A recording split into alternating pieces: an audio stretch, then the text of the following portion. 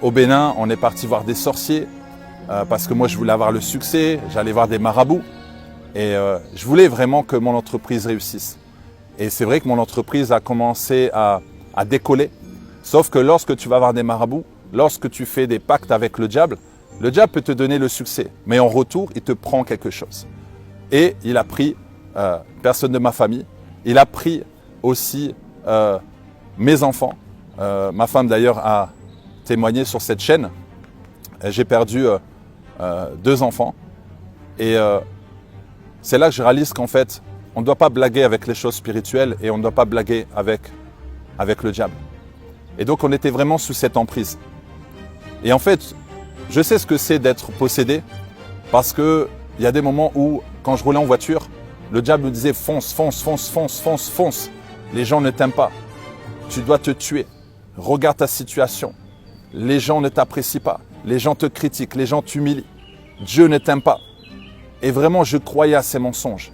Et heureusement, à chaque fois, il y a une force qui m'arrêtait. Et je sais que c'était le Saint-Esprit qui m'arrêtait. Mais je n'avais pas encore accepté Jésus-Christ. Et vraiment, je souffrais énormément. Parce qu'il y a des moments, je sentais que ce n'était plus moi. Je sentais qu'il y a des moments dans mes pensées, vraiment, je pouvais tuer quelqu'un qui était devant moi, même tuer quelqu'un de ma famille. Et ça a été comme ça pendant des années. Je n'arrivais pas à aimer les gens, je n'arrivais pas à m'aimer. Et avec mon épouse, vraiment, il y avait beaucoup de disputes.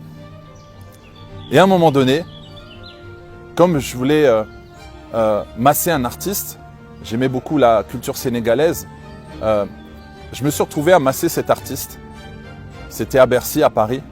Et lorsque je suis arrivé, j'ai vu tous les musulmans qui étaient là, parce que les artistes sont des musulmans. Il y avait une seule personne au milieu. Une seule personne qui était différente. Son visage était différent, lumineux. Son langage était différent. J'ai dit, mais elle a quelque chose de différent. J'ai compris après que cette personne est une chrétienne, née de nouveau, assoiffée de Dieu. Et on a discuté ensemble.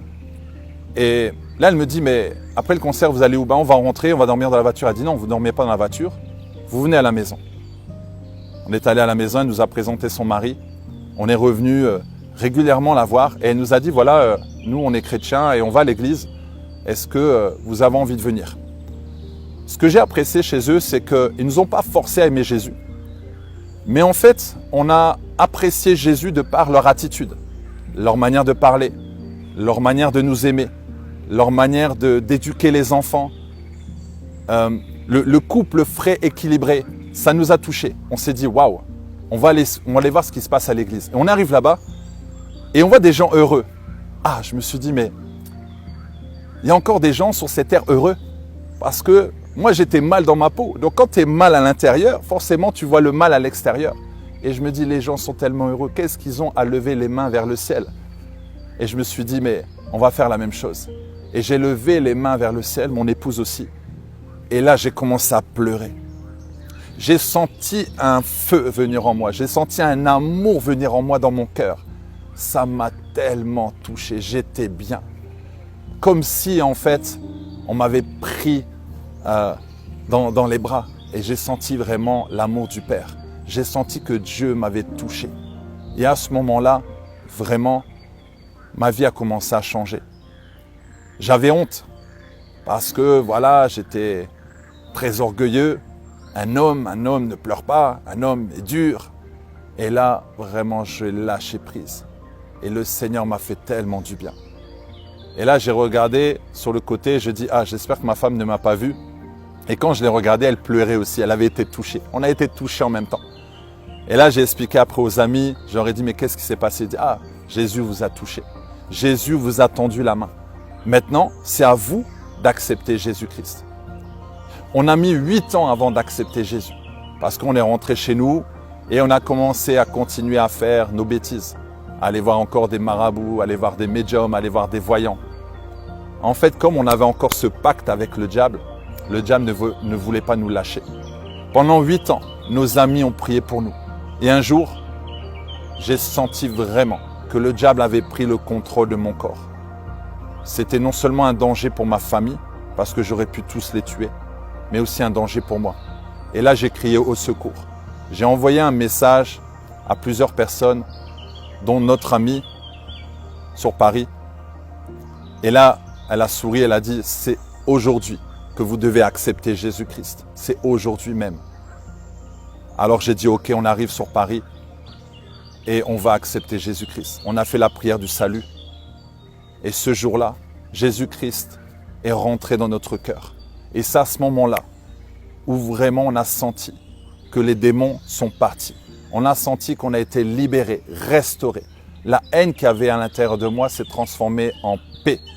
Vraiment, cette colère qu'il y avait vraiment en moi s'est transformée en amour. Et j'ai commencé à avoir vraiment d'autres pensées, à avoir une vie complètement différente. Et c'est là vraiment on a prié pour avoir l'église à Luxembourg et l'église s'est créée. On a commencé à servir à l'église. J'étais l'un des premiers d'ailleurs responsables. Et on venait juste de donner notre vie au Seigneur. Et on s'est dit, mais comment on arrive déjà à servir? Mais on avait déjà cette maturité et on voulait vraiment servir Dieu. J'ai dû arrêter l'entreprise. On avait encore cette entreprise de massage. Et je me suis dit, j'ai donné ma vie au Seigneur, ça y est, il va y avoir plus de clients, plus d'argent. L'entreprise va décoller. Sauf que non, on perdait beaucoup d'argent.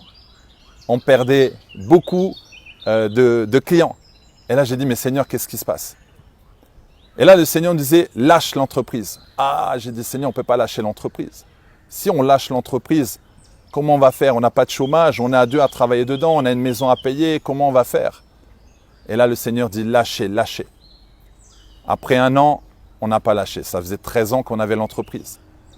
Après 2 ans qu'on avait donné notre vie au Seigneur, on ne voulait pas lâcher. Et là, après 3 ans, il y a une voisine qui vient nous voir. Une voisine qui n'est pas née de nouveau. Elle vient nous voir, elle a dit, aujourd'hui, vous devez lâcher l'entreprise. Arrêtez vos bêtises. Aujourd'hui, vous devez arrêter. Et là, je l'ai regardé. Waouh, j'ai dit là, je pense que Dieu nous parle. Et d'ailleurs, cette voisine s'est excusée. Je dis non, ne t'inquiète pas. Je sais qui t'a envoyé pour nous parler.